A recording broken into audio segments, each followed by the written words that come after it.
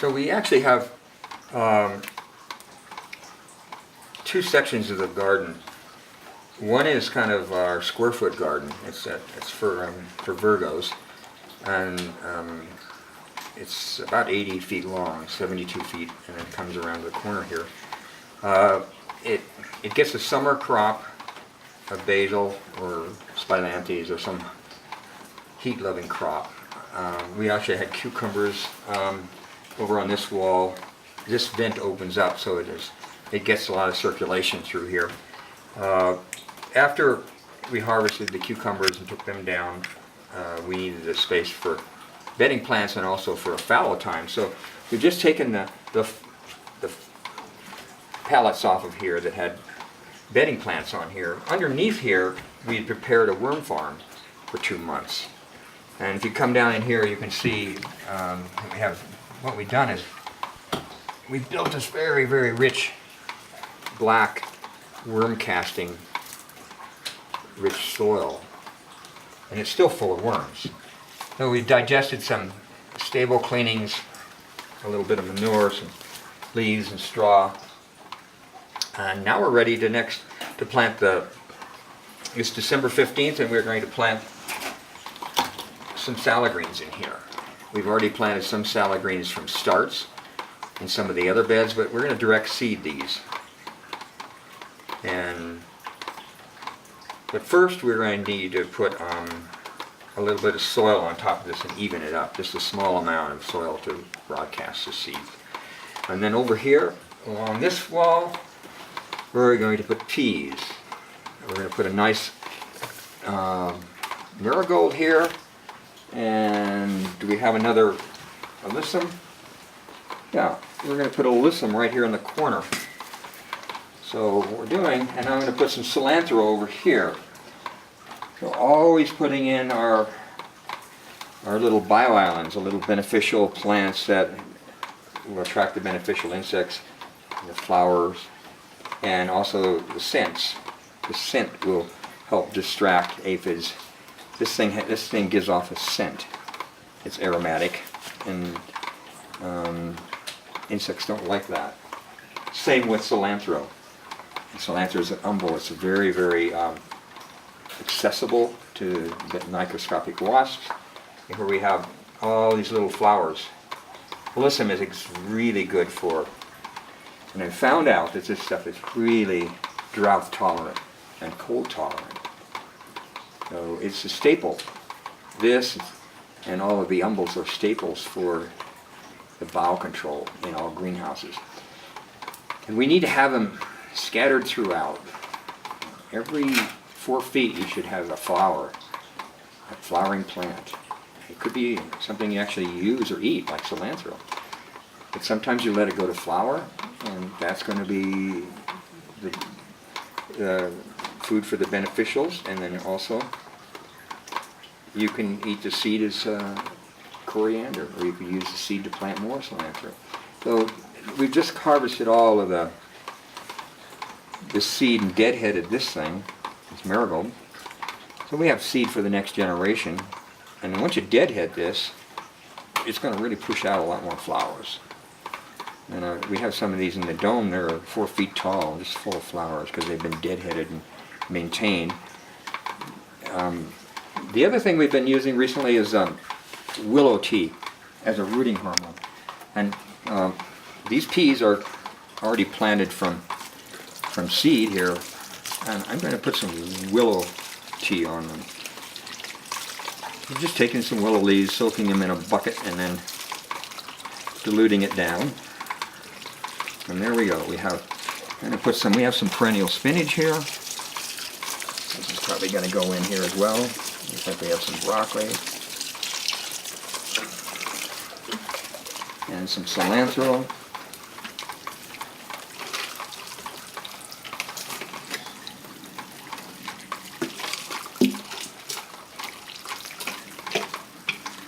So even though we have a high concentration of annuals here, it's very diverse because we try to put 1 or 2 different varieties in one of these blocks. It's just 3 foot or 5 foot or whatever.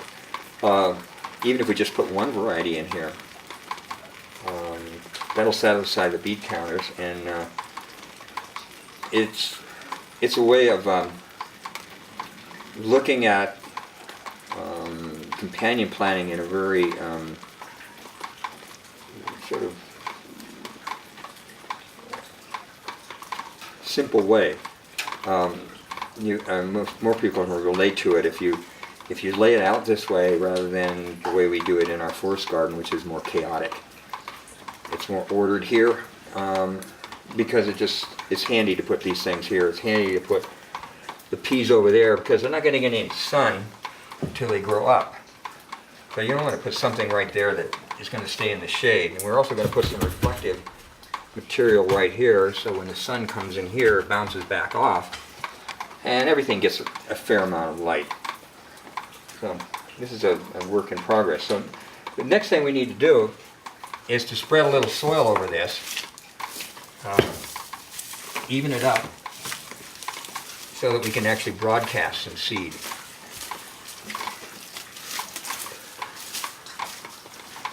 Well, maybe we'll plant these first. Why don't we plant these two guys first?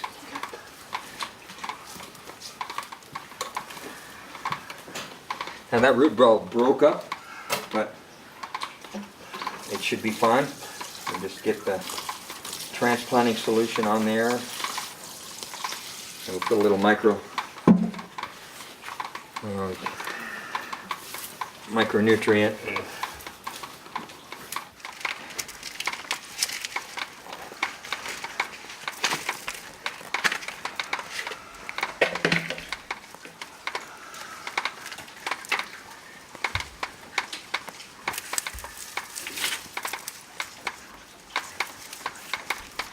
Nice to have pots and plants in different generations of pots so you can continue to use them whenever you have a new place to plant. Now we're going to put some of this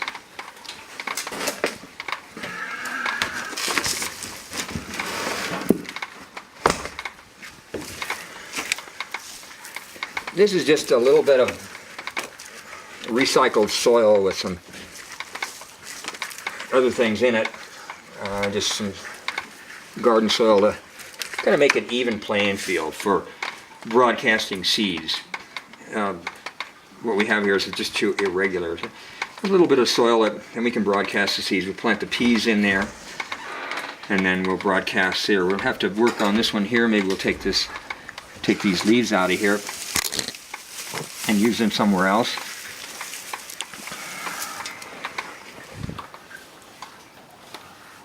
So we're ready to plant, broadcast, 4 or 5 different kinds of lettuces and salad greens in here on this corner area. The peas have been planted around the corner. You wouldn't want to plant something right up in there because it gets a lot of shade, but those peas will crawl up into here, start to get to the light. What I'm doing on this bed is red Russian kale and some lettuces on this side. So the lettuces need a lot more light, and they grow a lower profile, so I'll put them over here where they're actually going to get extra light. And the kale can come up and grow a little bit, and as the sun raises in the sky next month, we're going to get more light into this whole area. So we can start with the lettuces. Broadcasting is an easy way to do cut and come again. So I'm just going to move my hand here closely and just kind of do this. Lettuces, especially old ones, don't germinate. They don't have a high percentage of germination, so if I overplant this, it's probably not going to be a problem. And we can always thin it out or transplant these lettuces somewhere else if we planted it. So here we go. It's so simple to do that. You do the same thing with the red Russian kale. We'll plant half of it and half of it here. And again, I'm just doing this very, very, trying to watch what number of seeds. And I know this germination rate will be much higher. because these are new seeds. And over here, we'll do two varieties. We'll put giant red mustard up into the shady area because it grows very tall, fast. And I'll put the arugula over here. So we'll have 20 different salad greens growing in here this winter. Maybe plant some more arugula somewhere, but what we don't want to do is plant everything all at one time. If we plant successions, we'll have a little patch of arugula here, and then we'll plant another patch in a couple of weeks, and then we get a nice succession of different salad greens. So you plant them 2 or 3 times during the winter, and you'll spread out your whole. So you'll have first cutting arugula. I'm just gonna use.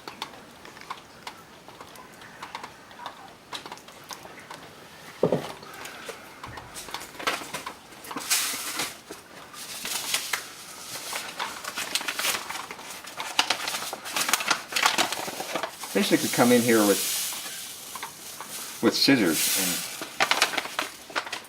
and cut this.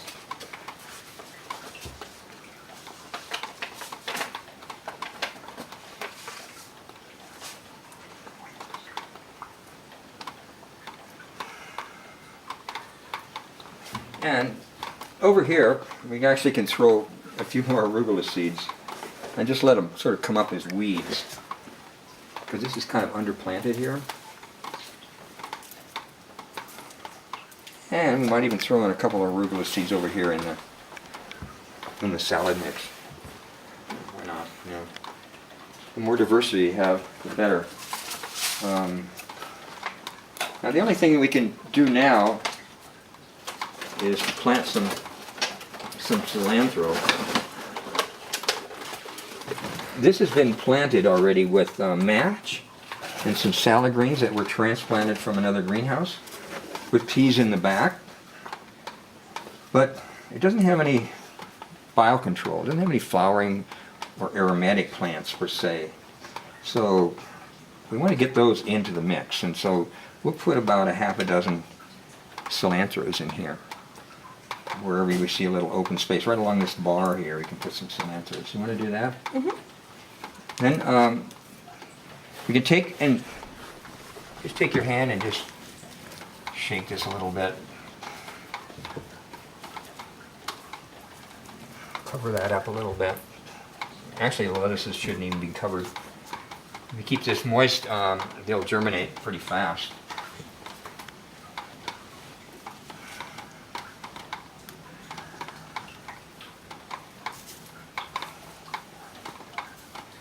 And these soil temperatures are 50 degrees, so plus, and these are the heating pipes that are coming up.